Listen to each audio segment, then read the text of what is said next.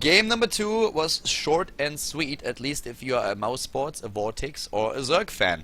StarDust had a pretty big gap in his wall. That Zealot, for some reason, maybe the Zealot was taking a leak. I have no idea what exactly he did, but he was definitely not in the position where he should be. And Vortix simply ran through the wall that StarDust had as his natural, killed the cannon, and won the game immediately. StarDust didn't have anything else. There were a ton of Zerglings. Vortix just deciding to roll the dice there, go for the super aggression. It paid off for him. He takes a 2-0 lead in the best of 5 series, and I don't think that StarDust even know what hit him in the last game. He was like, whoa, wait a second, what just happened? I was still building my wall, my economy, and suddenly the game is over. Like, dude, I'm like down 2 games against you, and I'm supposed to be the guy who kills one Zerg after another. Like, what the hell happened there? So the My Insanity player suddenly finds himself in a very dire situation. He needs to win 3 maps in a row now if he wants to advance to the final. And that is gonna prove to be quite tricky, I feel. Bottom left on Yonsu, map number 3. What's he gonna do? Pylon already on the low ground, so we're gonna see a forge opening for him, going then into expansion. Or will he try to cannon? Is there gonna be a hatch first for Vortix? Is he going for the pool? He's already moving out with the harvester here, and it looks more and more like we're gonna see the hatch first play. Has a quick poke there, and moves back, and once he sees with the Overlord, the probe, moves back and starts with the pool. So basically what he wanted to do here was start with the hatch first, and then he sees the probe with the Overlord on the map, and he's like, okay, I'm not gonna risk that. I'm gonna go into the pool. I don't want to be cannon rushed by you. But now he delays his expansion quite significantly, because we have that pylon here as a block. And the probe runs in, sees the spawning pool, and is like, alright, you're gonna start things off with the pool there, you're gonna have the Zerglings to kill my pylon, that's nice. It also delays, of course, Stardust's expansion. He still gets the Nexus now in time, and even before Vortix gets his own hatch, but still, the pylon, that's 100 minerals right there, and that delays, of course, his expansion attempt as well. So let's see how exactly that's gonna work out right now for Vortix, because that's definitely a little bit of a different situation that he has there. Very different to what we saw earlier in the game, where he just dominated the pace of the match.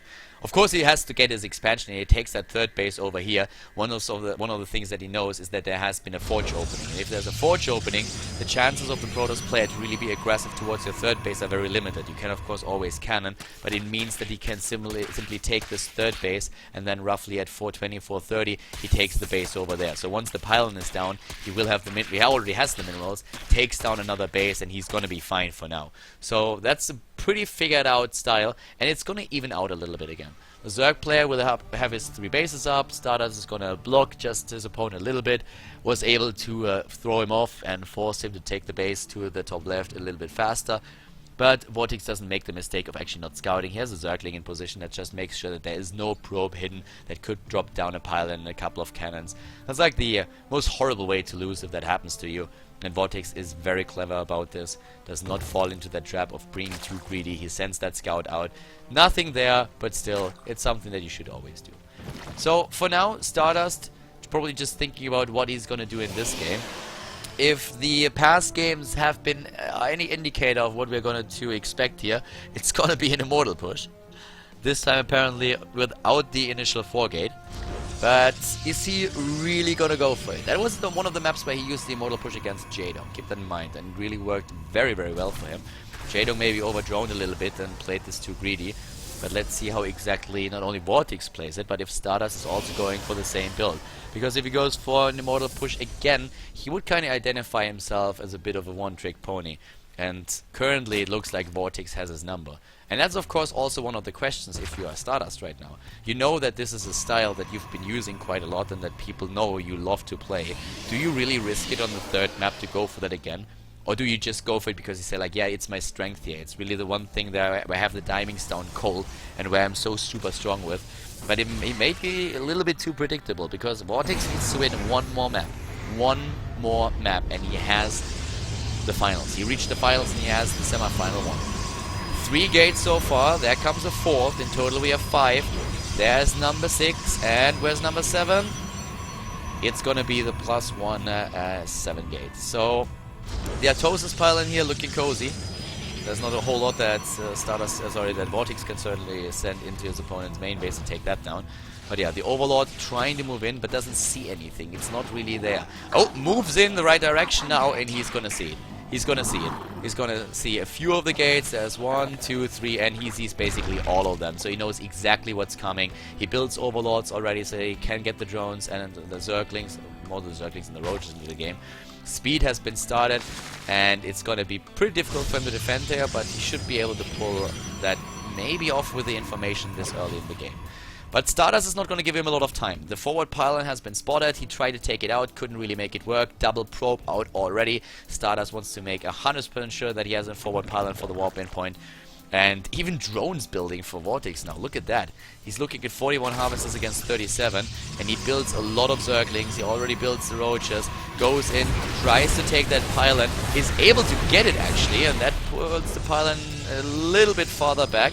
But he still doesn't have a lot of units, and he also doesn't have those rocks down, so the distance between the two bases is still a little bit more significant.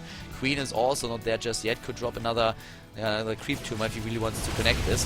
StarDust is moving in right now. He has those roaches, one down. Speed not done just yet, but it's close. Speed is going to be completed very soon. Army supply 47 against 28. Vortix is buying himself some time. He wants the upgrades. He needs the speed advantage. Keep in mind that the +1 for the Zealots will allow them to 2-hit a Ling.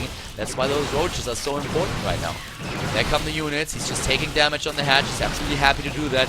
More and more time being bought here. He has speed now. He's getting more and more. Goes in with a drone drill. Tries to go in with those drones as well and fight with them, but mismacros them for a second. Now he puts them into place. The Lings are attacking the Stalkers, and the roaches take down the Zealots. That's definitely not what StarDust wants here, but he has so many gateway units that it might not even matter. It's just a matter of numbers, and that's the battle that he's gonna win. StarDust is taking a massive lead in overall supply given the circumstances, and we have 30 against 31 army supply right now, so it's still pretty even, but it's just the numbers that we have, the upgrades, and also just the position that he has.